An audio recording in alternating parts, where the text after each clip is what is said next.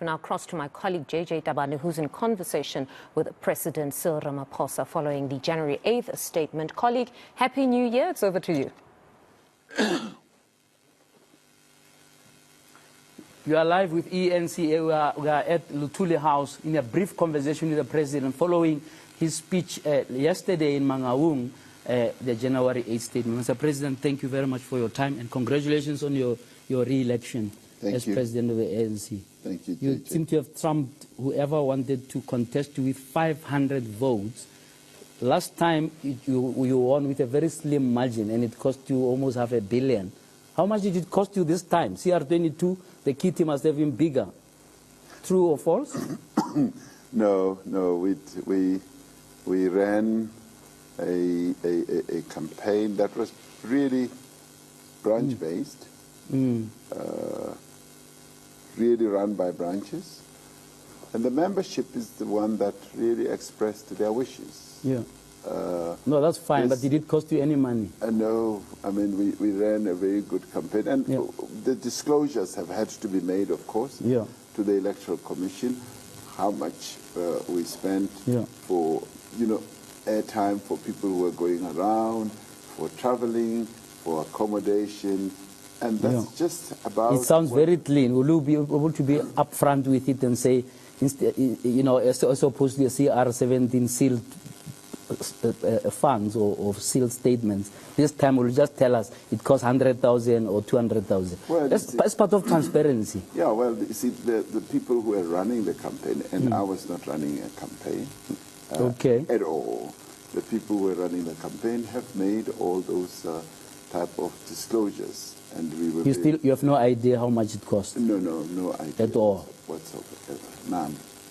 Sure. Okay. Just tell me, what is your understanding of why a big issue that's been in the public arena like Phala Phala did not feature at all at the two NECs before the conference, at the conference itself, at the extended conference? None of the 4,000 delegates said, just explain to us what is this Phala Phala thing, man, just in simple terms. Well, it's largely because the matter is being properly handled, both in terms of the government or state institutions, as well as in the ANC itself. The Integrity Commission has been dealing with this matter. Yeah. And because the matter is being addressed, I think everybody felt that at the right time, through the right processes, this matter is going But that's interesting. None of the 4,000 delegates just decided to just say, please just explain to us. Because obviously, yes, there's public institutions like Parliament was dealing with the matter. In Parliament it was discussed. Whether your people voted yes or no, it doesn't matter, but it was on the table. But here, the highest decision-making body of the ANC, it was not on the table at all. What's your understanding of that? Is it because there's a culture of fear of raising issues? No. But how can all 4,000 delegates just be mum about such a big issue where the whole country is talking about it for months? Well, I think it's because there's confidence in the processes that are underway to handle this matter. So you can't ascribe it to fear or to any form of avoidance. There is confidence in the processes that are underway, which is precisely what I've always said. But don't you think it's a laxity in terms of accountability? Because you got an Integrity Commission that was set up precisely to deal with this kind of things. That while there are legal processes that used to be summarized as innocent until proven guilty, there are moral questions that the Integrity Committee was established exactly for it. Yet they didn't report in detail in your conference. What's your understanding of that? Because it's not enough to say because people have confidence. I want to understand why. Have you seen, for example, the report of that commission? Oh, yes. I mean, they have reported, and I want to repeat again. I think it's once you have processes and structures and systems of handling a matter, you best leave everything to those structures and systems and processes. Because anything else outside of that is very, very speculative, it's very tentative. And if you have confidence in the ability of those structures to handle matters, then you should actually leave it to them. Why didn't they report on the parliament at your conference? Because they're supposed to report at that conference in all the matters that they deal with in detail where necessary. They didn't report about digital vibes. They didn't report about Pala. Why? But you should also understand that there are many matters that they dealt with. Many. And this is by no means the only matter that they've dealt with. So in their report, they give a globular report. And and it becomes part of the organizational report. So to try and, ferret and dig up, leads us to... It didn't need much digging up. It was in the public arena for months. And then your parliamentary caucus, say for 5 people, dismissed this report in front of Parliament. What's your feeling about that? Do you think that was a correct way to do it? Well, I don't have to have feelings about it. I mean, that is precisely what was decided should happen, and that's how it happened. And are you upset with your ministers who voted that you have a case to answer in Parliament? No, I'm not upset. I'm hardly. Are they likely to keep their jobs? I'm never upset by things like that, and these are political processes, and you take them in tandem as you move on. But it shows ill discipline for people in your core, in your cabinet, to stand up and just do as they please, like we have seen happen. I mean, is it the kind of discipline you're going to carry on with, or you're just going to tolerate this? Well, I think you'll excuse me there, because as an affected party, it would be inappropriate for me to express a view on that issue. But that is what happened, and we take it as it happened. Are you worried about discipline in the ANC? There seems to be a lot of loose ends when it comes to discipline. 2 of your people in the top 7, as it is now, are mentioned in the state capture. For months, they've been in the state capture. Nothing has happened to them. You have set up a committee that is going to express its view about the hundreds of people mentioned in the report who are ANC members. Nothing has happened. That committee not even report to your Congress. Why should people believe that suddenly there's going to be discipline and what have you? Your own NEC, not discipline. They were behind you laughing and chuckling there while you are giving your January 8th statement. It seems chaotic. What's your feeling? Well, it's not really chaotic. I mean, we're a political organization. And as a political organization, there are a whole range of matters that we need to address. One of those is discipline. One of those is acting and adhering to the values of the African National Congress.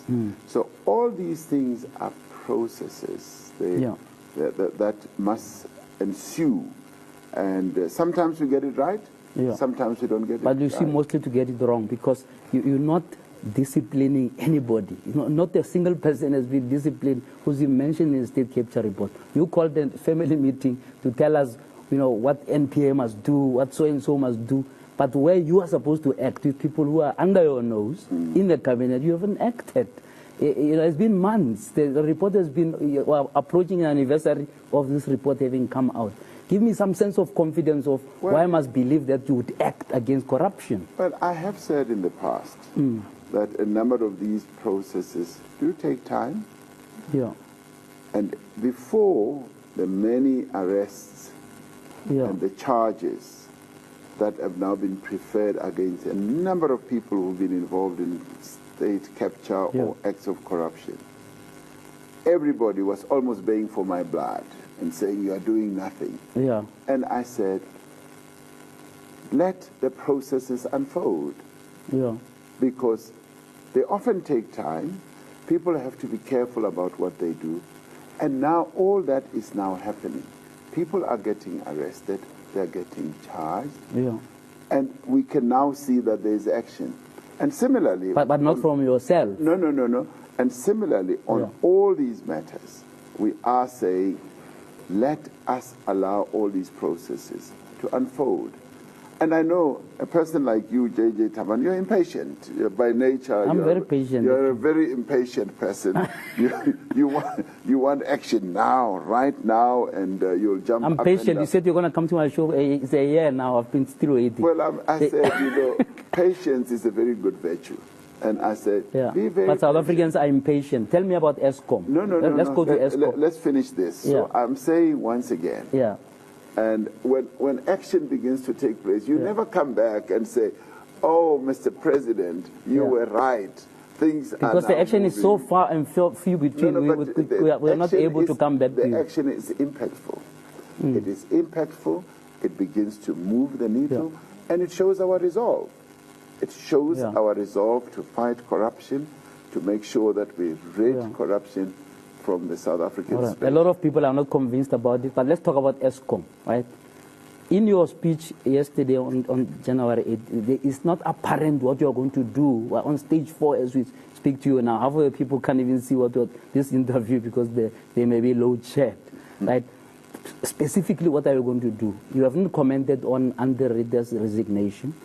You haven't commented on him being poisoned just 3 days ago. You know, you haven't commented on the next steps about replacing that CEO of Eskom. I mean, those are big national issues. I know there's a board there, there's a minister, there's all of that. Your ministers don't even agree on what needs to be done. They're always squabbling. You know, Pravin Gordhan says one thing, Gwede contradicts him, or vice versa. And you seem to be missing in that action on Eskom. If somebody is watching now with a few minutes remaining, what confidence can you give them that you will sort out the electricity crisis in this country? Well, I know you would like me to comment on everything. If a fly were to, just sit on your forehead, you would want me to comment about that. No, not really. I don't need I just want to comment on Eskom. I don't need to comment on everything. I don't need to be commenting because I've got ministers whose job is to deal with these matters. And they are the ones who deal with this. For instance, the appointment of a new CEO. I don't have to comment about that. The board is in place to deal with that. Otherwise, why did we appoint Why a did board? you come back from overseas? Because there was load shedding. But if you are so blasé about I come back about because that, I have to deal with the problems. Yeah. And if I don't come back, they say, he's out there in England, hip hopping with whoever, and he's not here. And that is the way our people but that's why you are president. And so you are absolutely right. I do something, I'm at fault. I don't do it, I'm at fault. Similarly, in the way that you are approaching all these matters. Well, you are praised why CEO was fired. Why Eskom CEO was fired? No, he was not fired. He resigned. He resigned because it's a really tough job.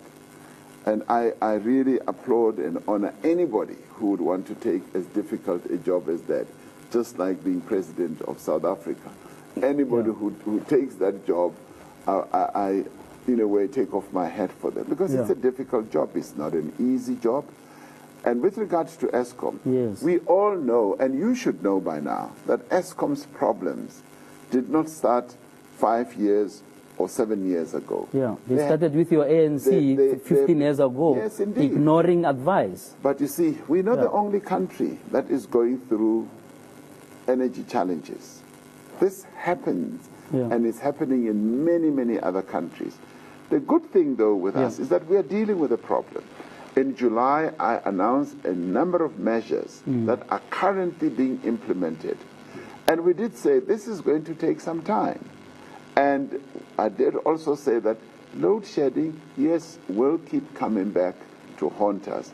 And that's exactly where we are. Our electricity grid has not collapsed. We still have electricity.